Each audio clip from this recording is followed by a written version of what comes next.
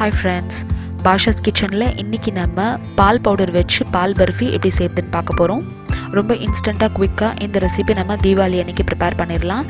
தீபாவளிக்கு ஒரு ஸ்பெஷலான ஸ்வீட் ரெசிபி பால் பவுடர் பர்ஃபி எப்படி செய்யறதுன்னு பார்க்கலாம் வாங்க.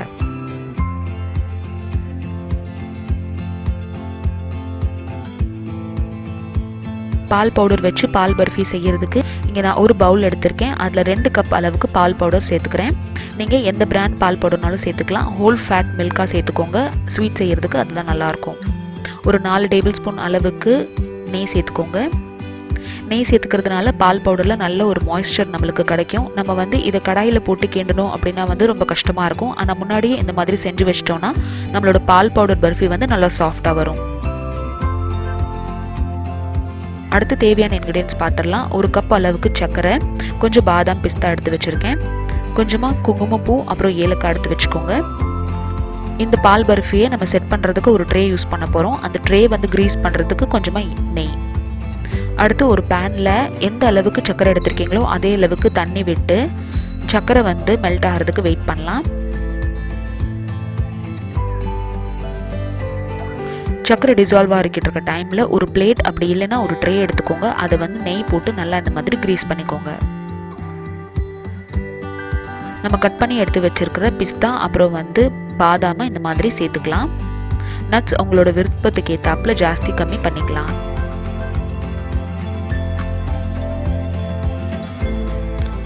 ட்ரே இந்த மாதிரி ரெடி பண்ணி எடுத்து வச்சுக்கோங்க.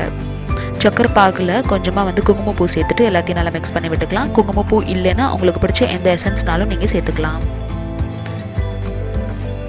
அடுத்து 1/2 டீஸ்பூன் அளவுக்கு இதில் ஏலக்காய் தூள் சேர்த்துக்கோங்க.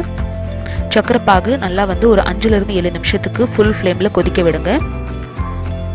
ஒரு 7 நிமிஷத்துக்கு அப்புறமா சக்கரை பாகை தொட்டு பார்த்தீங்கன்னா நம்மளுக்கு எண்ணெய் மாதிரி குழக்குழான்னு இருக்கணும். கம்பி பதம் வரணும் அப்படின்னு அவசியம் இல்லை. எண்ணெய் மாதிரி குழக்குழான்னு இருந்தால் போதும். இப்போ ஃப்ளேம் ஆஃப் பண்ணிவிட்டு நம்ம எடுத்து வச்சுருக்க பால் பவுடரை கொஞ்சம் கொஞ்சமாக இதில் நம்ம சேர்த்துக்க போகிறோம். ஃபுல்லாக எல்லாத்தையும் ஒரே நேரத்தில் சேர்த்துட்டிங்க அப்படின்னா லம்ஸ் ஃபார்ம் ஆயிரும். அதனால் பால் பவுடரை இந்த மாதிரி ஃபஸ்ட்டு கொஞ்சம் சேர்த்துட்டு எல்லாத்தையும் நல்லா மிக்ஸ் பண்ணி விட்டுக்கோங்க. கட்டி இல்லாத போது மறுபடியும் இன்னும் கொஞ்சம் பால் பவுடர் சேர்த்துட்டு அதையும் நம்ம மறுபடியும் மிக்ஸ் பண்ணிக்கோங்க. இதே மாதிரி எல்லா பால் பவுடரையும் மிக்ஸ் பண்ணிக்கணும்.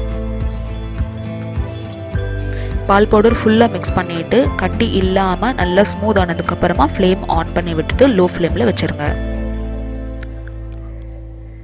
இப்போ லோ ஃப்ளேமில் இதை ஒரு 10லேருந்து 12 நிமிஷத்துக்கு நம்ம கிண்டி விட்டுட்டே இருக்கணும்.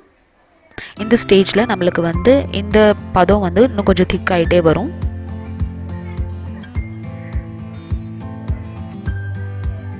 ஒரு 5 நிமிஷத்துக்கு அப்புறம் பார்த்தீங்கன்னா இந்த மாதிரி ஆயிரும். கரெக்டாக ஒரு 9லேருந்து 10 நிமிஷத்தில் இந்த மாதிரி இருக்கும்.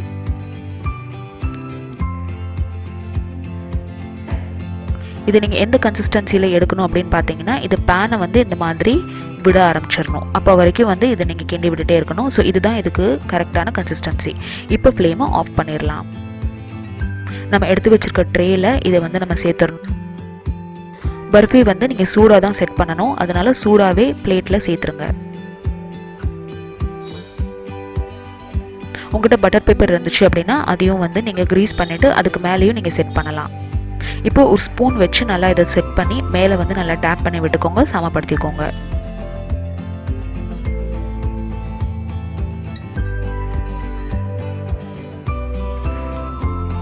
அவ்வளோதான். இப்போ நம்ம இதை செட் பண்ணியாச்சு. ஒரு 2 மணி நேரத்துக்கு இதை அப்படியே வச்சிடலாம். அப்படி இல்லைன்னா 1 மணி நேரத்துக்கு ஃப்ரிட்ஜில் வச்சுருங்க. நம்மளோட பால் பர்ஃபி ஃபஸ்ட்டு செட் ஆகிடட்டும். அதுக்கப்புறமா அதை நம்ம பீசஸாக கட் பண்ணிக்கலாம். ஒரு 1 மணி நேரம் இதை நான் வெளியே வச்சுருந்தேன். ஒரு 15 மினிட்ஸ் இதை நான் ஃப்ரிட்ஜில் வச்சுருந்தேன். இப்போ நம்மளோட பால் பர்ஃபி செட் ஆயிடுச்சு. ஒரு கத்தி வச்சு உங்களுக்கு தேவையான ஷேப்பில் இதை நம்ம கட் பண்ணி எடுத்துக்கலாம். கட் பண்ண உடனே அப்படியே பீசஸாக வராது. ஃபஸ்ட்டு இந்த மாதிரி லைட்டாக கீறி விட்டுக்கோங்க.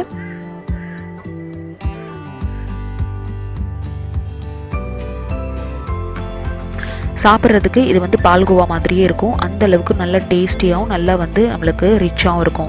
இதில் குங்குமப்பூ சேர்த்துருக்கோம் அப்படின்றதுனால குங்குமப்பூவோட வாசனையும் அதோட ஃப்ளேவரும் இந்த பால் பர்ஃபிக்கு ஒரு சூப்பரான ரிச்னஸ் கொடுக்கும்.